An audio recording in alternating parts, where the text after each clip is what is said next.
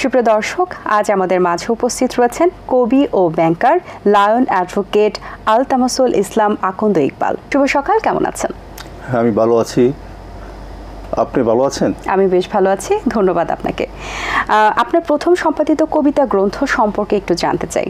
প্রথম সম্পাদিত কাব্যগ্রন্থের নাম যেখানে আধার আকাশ পড়া সেখানে কবিতা ধ্রুবতারা।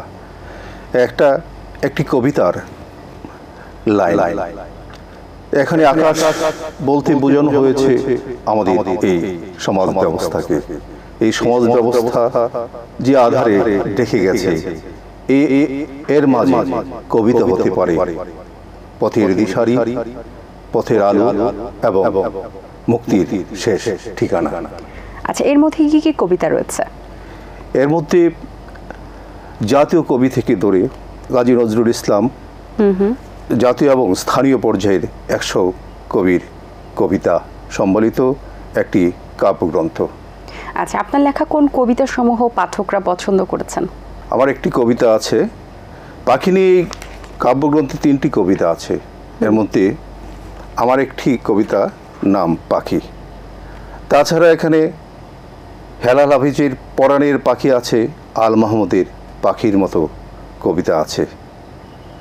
আমি প্রকৃতি এবং মানুষ এবং মানুষের মনোজগৎ, ভাবনা এবং এই যে টানাপোড়েনের মানুষের যে টানাপোড়েন, যে জীবন ব্যবস্থা, যাপিত জীবন, এই নিয়ে লিখতে ভালোবাসি। এবার আপনার কণ্ঠে আমরা একটা কবিতা আবৃত্তি শুনতে চাই, কোনটি শোনাবেন? নিশ্চয়ই পাখি কবিতাটি এটিএন বাংলার দর্শক শ্রোতাদেরকে আমি শোনাতে চাচ্ছি। আজ রাতে চলে গেছে পাখি এ শহর ছেড়ে, শব্দ দূষণ, ইট পাথরের নগর, কিঞ্জি লোকালয় তার আবাসস্থল নয়। এই বলে বলে কত সাধলাম, কত ভালোবাসলাম, মন বরাতে পারিনি তারে। আজ রাতে চলে গেছে পাখি এ শহর ছেড়ে, নির্ঘুম করে হয়তো আসবে, হয়তো আসবে না আর কখনো ফিরে আমার এই শহরে। পাখি ভালোবাসে তার অরণ্য ঘেরাঘর, যেখানে সে থাকতে পারে। আজ রাতে চলে গেছে পাখি এ শহর ছেড়ে। আচ্ছা, বাহ। আপনি বলছিলেন অন্যান্য কবিদের কবিতাও এখানে আছে, কিভাবে এটি আপনি অ্যারেঞ্জ করলেন এবং কতজন কবির কবিতা রয়েছে এখানে? এখানে ছায়ানীর একটা শীর্ষস্থানীয় প্রকাশনা সংস্থা বাংলাদেশের মধ্যে। ছায়ানীরের কর্ণধার, নির্বাহী পরিচালক অধ্যাপক লুৎফুর রহমান আমার সতীর্থ বন্ধু। ঢাকা বিশ্ববিদ্যালয়ে আমরা একসাথে বাংলা বিভাগে লেখাপড়া করেছি। তার এই প্রকাশনা সংস্থা এটার মুখ্য আয়োজক। সেখান থেকে আমরা, তাছাড়া আমি জাতীয় কবিতা কেন্দ্র জাককের সাধারণ সম্পাদকের দায়িত্ব পালন করছি। আমাদের সদস্য প্রায় 2 শতাধিক, সারা দেশে কবির। আচ্ছা, আপনার একটা লেখা কবিতা রয়েছে রুম নাম্বার 345, সেটি সম্পর্কে একটু জানতে চাই। আমি যখন ঢাকা বিশ্ববিদ্যালয়ে শিক্ষা গবেষণা ইনস্টিটিউটে এমএড পড়ি, তখন আমাদের অ্যাটাচ দেওয়া হয় সূর্য সেন হলে। সেখানে 345 নম্বর রুমটা ছিল। সেখানে আমরা 4 বন্ধু সেখানে আমরা থাকি। 4 বন্ধুর এখনকার অবস্থান, তৎসময়ে তাদের যে থাকা, তাদেরকে নিয়েই এই কবিতার মূল প্রতিপাদ্য বিষয়। আচ্ছা, আপনি গাজীপুরে একটি গ্রামে জন্মগ্রহণ করেছেন, সো আপনার কবি হওয়ার পেছনেই কি আসলে প্রাকৃতিক সৌন্দর্যটাই এখানেই সহযোগিতা করেছে আপনাকে কবি হিসেবে বহিঃপ্রকাশ ঘটাতে, নাকি অন্য কোনো কারণ রয়েছে? আমি গাজীপুরের কাপাসিয়া থানার গোরসাবর গ্রামে জন্মগ্রহণ করি, মাতুলালয়ে। আর সেখানে সেটা অত্যন্ত একটা রিমোট এরিয়া, প্রত্যন্ত অঞ্চল। আর ছোটোবেলা আমরা বড় হই নৈসর্গের মধ্যে, এক প্রকৃতির মধ্যেই বড় হই, গ্রামের ভিতরেই আমাদের বেড়ে ওঠা। সেখানে আমরা সবুজের ফসলের মাঠ দেখেছি। আমার বাড়ির পাশ দিয়ে বয়ে গেছে ব্রহ্মপুত্র নদী। সেই নদীতে আমরা সাঁতার কেটেছি, মাছ ধরেছি। প্রকৃতির ভিতর দিয়েই আমাদের বেড়ে ওঠা। আপনি একজন আইনজীবীও এবং অনেকগুলো সংগঠনের সাথে আপনি যুক্ত আছেন। আপনি কি কি সংগঠনের সাথে যুক্ত আছেন? আমি ঢাকা বার অ্যাসোসিয়েশন, যেটা ঢাকা আইনজীবী সমিতি বলে, সেখানকার সাধারণ সদস্য, বাংলাদেশ জাতীয়তাবাদী